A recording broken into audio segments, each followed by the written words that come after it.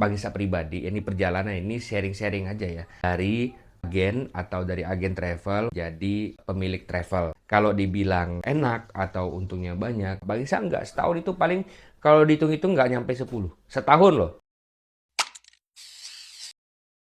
Assalamualaikum warahmatullahi wabarakatuh. Alhamdulillah, apa kabar sobat Baitullah semua? Bagi saya doakan semoga kalian semua ya dilindungi oleh Allah semuanya dan disegerakan Allah untuk umroh dan haji terutama di 1447 Hijriah ini. Amin amin amin ya robbal alamin. Nah, di episode kali ini ya bagi saya mau bahas tentang perjalanan. Bagi saya pribadi, ini perjalanan ini sharing-sharing aja ya. Dari agen atau dari agen travel jadi pemilik travel. Nah, karena apa? Karena lumayan banyak. Ya, bagi saya bilang lumayan banyak dari awal sampai akhir tuh. Masih juga banyak yang bertanya, "Bang, gimana caranya bikin travel? Enak ya, untungnya banyak." Oke deh, oke.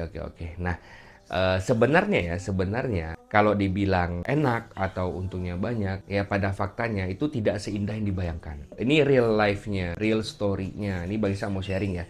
Mungkin orang teman-teman lain atau owner lain memiliki cerita sendiri-sendiri ya, tapi ini murni cerita Bang Esa. Nah, Bang Esa mau cerita ya, dari tahun 2019 itu pertama kali Bang Esa umroh.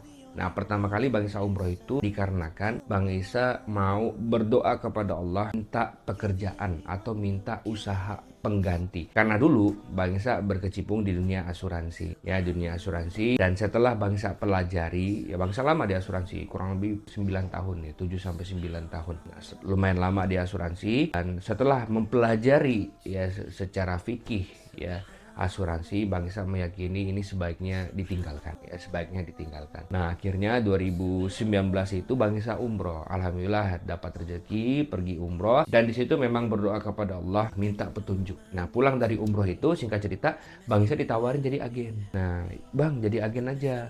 Enak jadi agen, bisa bolak-balik umroh," katanya gitu.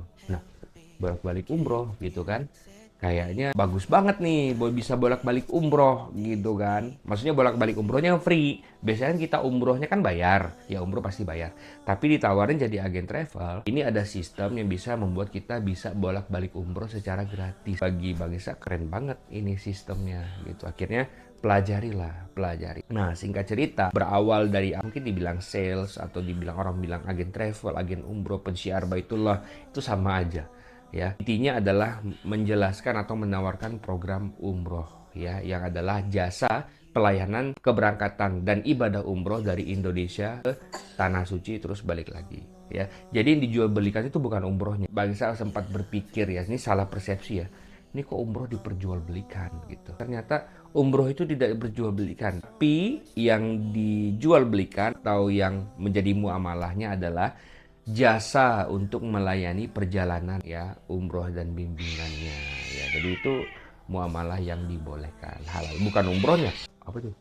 Umrohnya gratis. Sama seperti kucing di depan ya, dia berantemnya gratis ya. Oke. Nggak penting.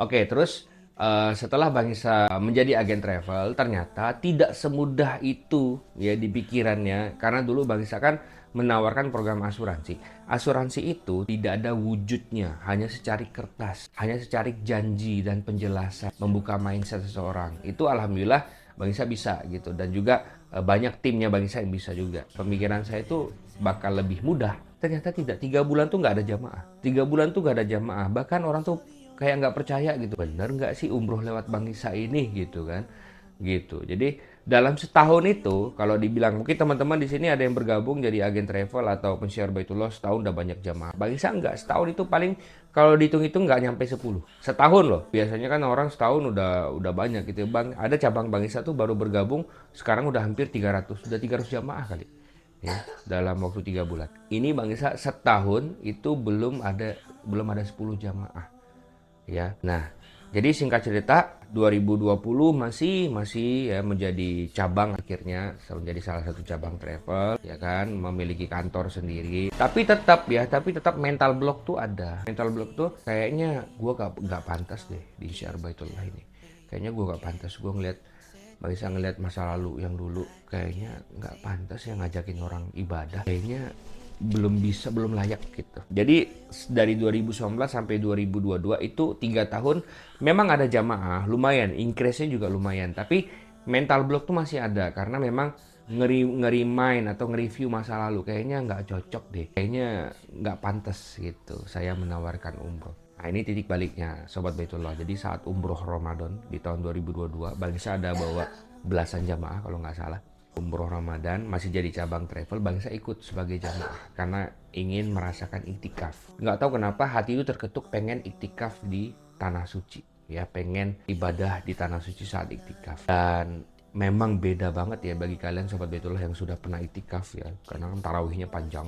Apalagi 10 malam terakhir tarawihnya bisa hampir subuh ya. Bisa sampai jam 3. Nah di situ yang menjadi titik balik Bang Nisa. Nggak tahu kenapa pengalaman spiritual sudah kemarin-kemarin juga sudah belajar banyak. Belajar tentang ilmu fikih, belajar dengan ustadz, mondok juga walaupun mondoknya nggak kelar. Tapi setidaknya sudah ada bekal seperti itu ya, pelan-pelan gitu ya, belajarlah gitu. Tapi intinya belajar sih jadi agen travel itu nggak mesti jadi ustadz, yang penting belajar. Tetap harus pelajari manasiknya, tetap harus paham fikihnya, tetap harus paham ya. Nggak bisa kita cuma tahu umroh doang atau cuma sekedar teori tawaf sa'i tahallul doang, nggak bisa. Nah akhirnya singkat cerita itu menjadi titik balik di mana Bang Isa firm, kayaknya ini deh tempat gue, kayaknya ini deh harus saya fokuskan gitu.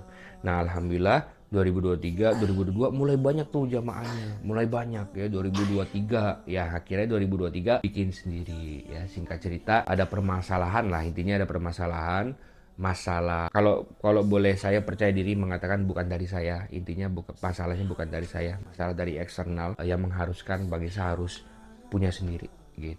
Jadi sebenarnya Bang Isa itu bikin biro sendiri bukan karena pengen banyak untung, bukan karena pengen banyak jamaah, enggak. Jadi sebenarnya jadi agen atau cabang tuh udah cukup nyaman sih sebenarnya, karena tinggal jelasin jamaah ya. Jadi pusat tinggal handling gitu kan. Jadi kita tinggal nyari jamaah aja, tinggal marketing aja kan gitu kan. Tapi kalau jadi biro travel ini harus mikirin banyak gitu, mikirin handling juga, mikirin operasional juga, mikirin di Saudi juga, cari tim di Saudi juga. Pokoknya lengkap lah, banyak, kompleks gitu. Jadi intinya sih sebenarnya itu.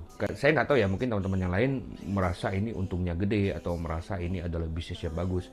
Kalau Bang Isa nggak berangkatnya nggak dari situ, tapi berangkatnya berasal dari keresahan. Kayaknya harus gue pegang sendiri deh gitu. Nah jadi intinya Sobat Baitullah, kalau kalian ini pesan ya dari pengalaman ya. Kalau kalian punya sudut pandang tersendiri kan itu hak kalian. Cuman kalau dari Bang Isa, kalian coba dari awal dulu deh. Walaupun kalian punya modal, tawarin dulu, pergi umroh dulu, jadi tour leader dulu, terus naik jadi cabang, terus udah kenal belum sama provider muasasa, tim hotel udah kenalan belum sama bus, sama yang punya bus, punya syarikah, itu udah kenal semua belum? Maksudnya udah ada yang kenal belum? Jangan sampai malah nggak kenal atau malah kalau Bang Isa kan alhamdulillah karena udah sering bolak-balik berangkat jadi kenal gitu, kenal sama si A, si B, si C, si D yang mendukung untuk membuat sebuah keberangkatan. Begitulah ya.